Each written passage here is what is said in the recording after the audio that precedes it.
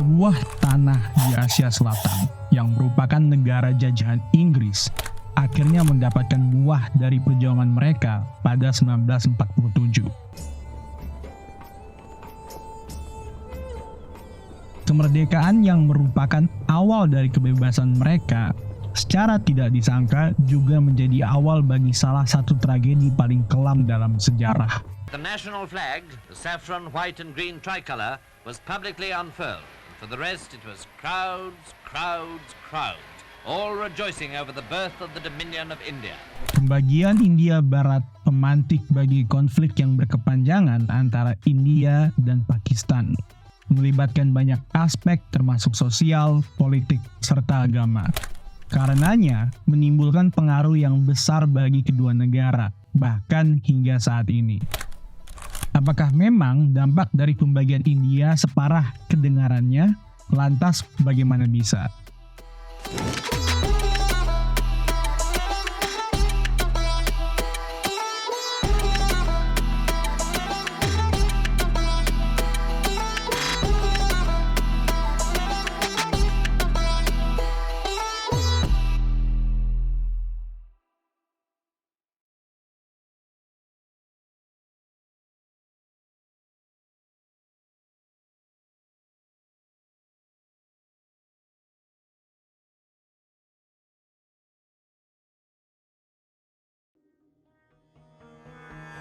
Kedatangan Inggris di India pada tahun 1600 Masehi membuka lembaran baru dalam sejarah hubungan antara kedua bangsa.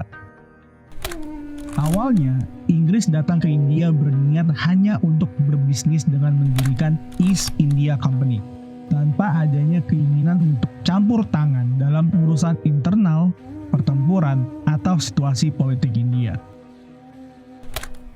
Namun, seiring berjalannya waktu, East India Company mulai terlibat secara aktif dalam urusan monarki dan politik India. Hingga pada abad ke-18, Inggris semakin memahami bagaimana penguasa India bisa diperintah melalui kebijakan perpecahan.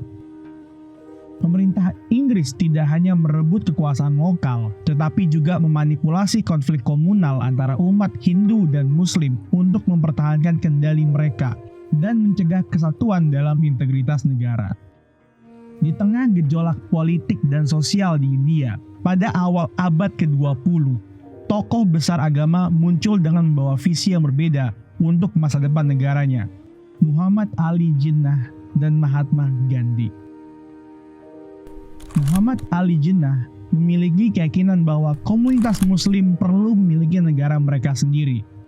Sementara itu, Mahatma Gandhi sebagai pemimpin komunitas Hindu menekankan pentingnya keharmonisan antaragama. Baginya, persatuan antara Hindu dan Muslim adalah kunci untuk mencapai kemerdekaan.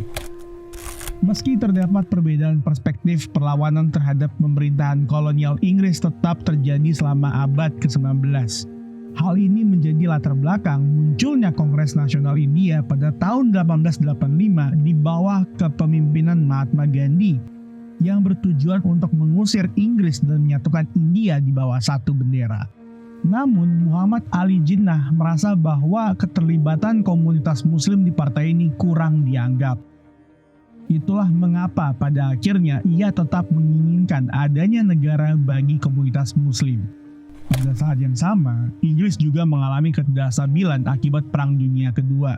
Hal ini kemudian menjadi pemicu utama Inggris untuk akhirnya memberikan kemerdekaan kepada India. On this historic day, when India takes her place as a free and independent dominion in the British Commonwealth of Nations, I send you all my greetings and heartfelt wishes.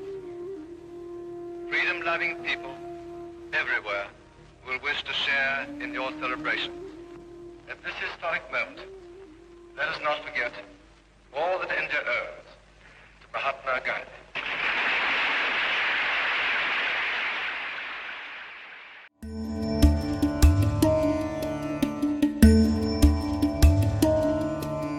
Begitu Inggris memutuskan untuk melepaskan tanah jajahannya, persiapan kemerdekaan bagi kedua negara segera dimulai.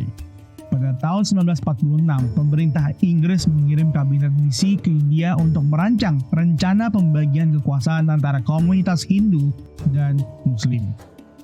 Meskipun usaha negosiasi dilakukan, perbedaan fundamental antara Kongres Nasional India dan Liga Muslim tetap menjadi hambatan.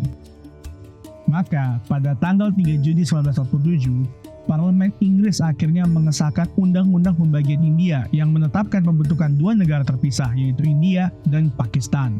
There can be no question of coercing any large areas in which one community has a majority to live against their will under a government in which another community has a majority. And the only alternative to coercion is partition. Kedua negara akhirnya mendapatkan kemerdekaan pada 15 Agustus 1947 dan proses pembagian India langsung dilaksanakan. Pembagian ini tidak hanya melibatkan pemisahan manusianya, tetapi juga membagi segala aspek kehidupan dari tanah hingga struktur administratif. Proses pembagian dipimpin oleh Komisi Perbatasan India yang diketuai oleh Cyril Radcliffe, seorang pengacara Inggris. Komisi ini menentukan garis demarkasi yang memisahkan wilayah-wilayah, provinsi-provinsi, dan kota-kota besar di kedua negara. Alhasil beberapa provinsi seperti Punjab dan Bengal mengalami perubahan status. Kota-kota yang awalnya menjadi bagian integral dari India, seperti Lahore dan Dhaka, kini menjadi bagian dari Pakistan.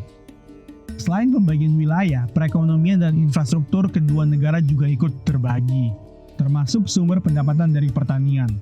Produk-produk seperti rami, kapas mentah, dan sejumlah gandum menjadi pasokan bagi Pakistan. Sedangkan India tetap menguasai produk-produk yang terkait dengan bahan bakar termasuk batu bara dan kayu. Selain kedua hal tersebut, proses pembagian juga melibatkan migrasi massal penduduk antara kedua negara, menciptakan perubahan mendalam dan menyisakan sejarah yang sangat berdampak. Tragedi ini dikenal sebagai pembantaian partisi.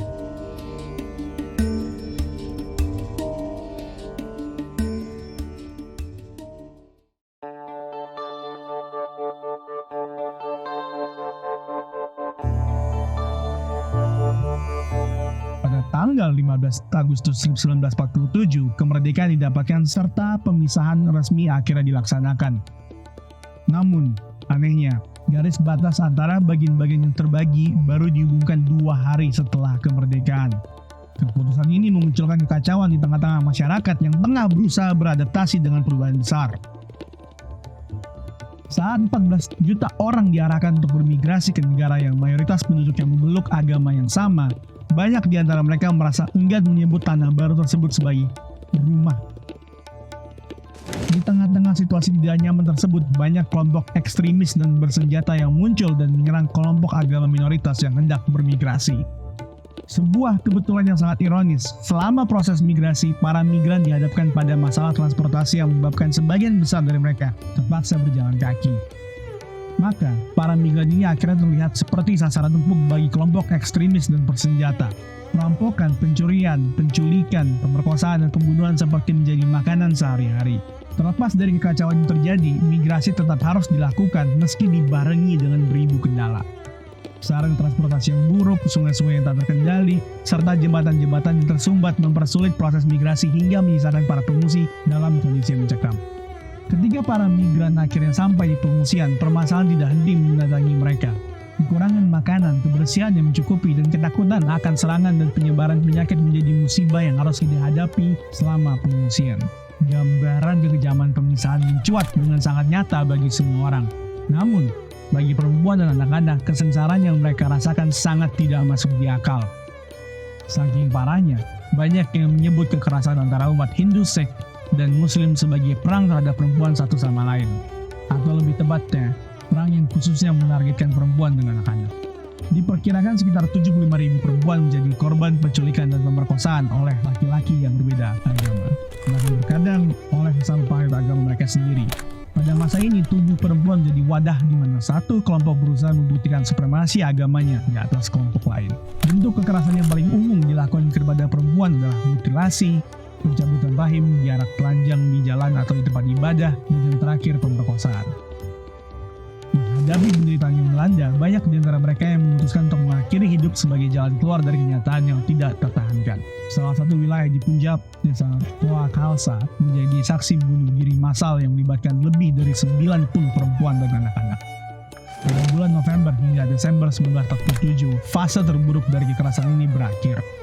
Atas inisiatif sejumlah pekerja sosial perempuan, didukung oleh beberapa pemimpin politik paling penting di India, sebuah program untuk pemulihan orang-orang yang diculik disusun menjelang akhir tahun 1947. Dapat disimpulkan bahwa pemisahan ini bukan hanya merobek peta politik, melainkan juga merenggut martabat, nyawa, dan harga diri manusia.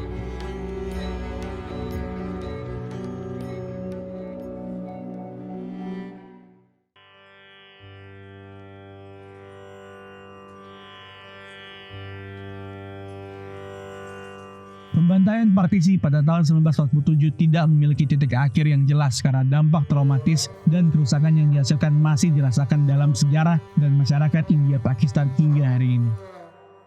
Meskipun fase kekerasan fisik mungkin berakhir dalam beberapa minggu atau bulan setelah pembagian, ketegangan dan ketidakamanan antar komunitas tetap terjadi dalam beberapa tahun berikutnya, bahkan hingga saat ini, yaitu konflik Kashmir.